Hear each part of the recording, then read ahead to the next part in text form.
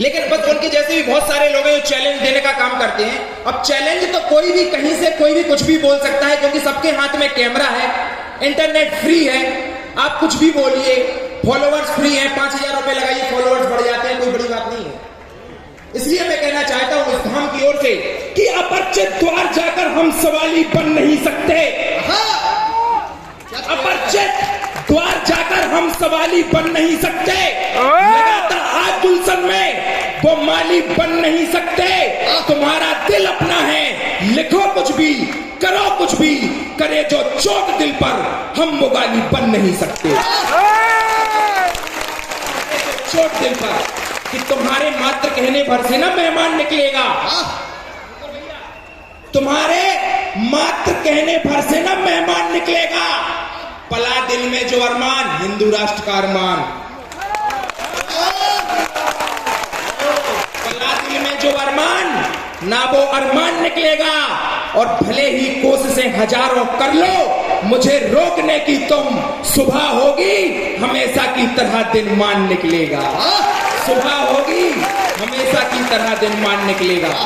अभी इसी मंच पर हमारे देश की वरिष्ठ पत्रकार रूबिका लियाकत जी महाराज जी से पूछ रही थी कि आपने भाला की बात कर दी, भाला की बात क्यों करते हो आप, हथियारों की बात क्यों करते हो? तब महाराज जी मैंने कहा कि शस्त्र और शास्त्र दोनों का रहा यहाँ विधान, शस्त्र और शास्त्र दोनों का यहाँ रहा विधान। भारतीय दोनों ही विधानों को निभाते हैं। और राम की विनयशीलता को जब ठुकराता सिंधु, तब ही हमारे राम धनुष चढ़ाते। कहीं रामधारी सिंह दिनकर जी लिखते हैं कि 3 दिवस तक पंथ मांगते रघुपति सिंधु किनारे, बैठे पढ़ते रहे छंद अनुनय के प्यारे प्यारे। उत्तर में जब एक नाद भी उठा नहीं सागर से, उठी अधीर धड़क पौरुष की आग राम के सर से। सच पूछो तो सर में ही बसती है दीप्ति विनय की, और संधि वचन संपूज उसी का जिसमें शक्ति विजय की। विनय न मानत जलद जड़ गए दिवस दिन भी, बोले राम सको तब भय बिन होए न प्रीत। तो शस्त्र और शास्त्र दोनों का यहाँ रहा विधान। भारतीय दोनों ही विधानों को निभाते हैं।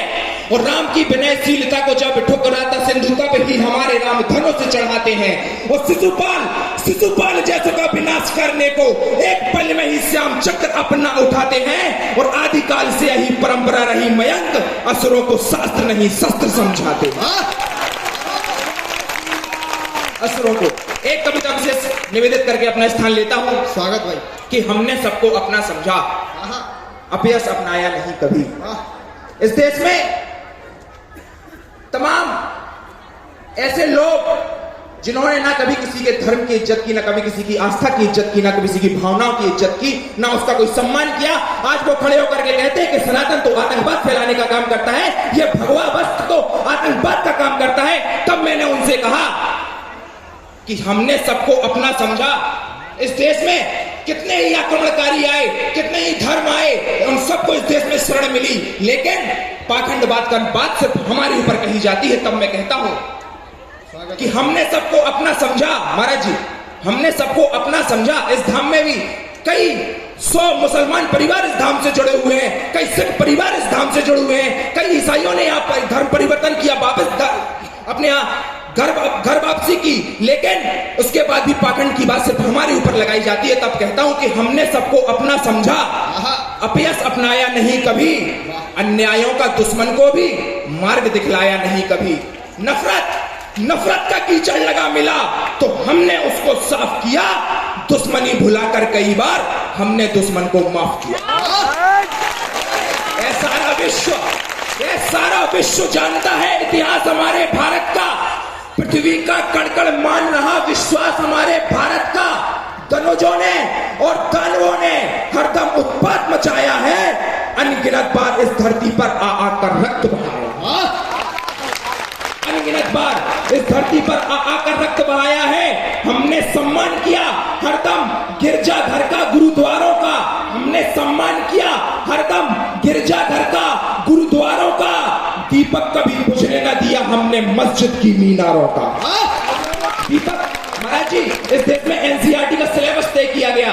इस भावी पीढ़ी को इतिहास पढ़ा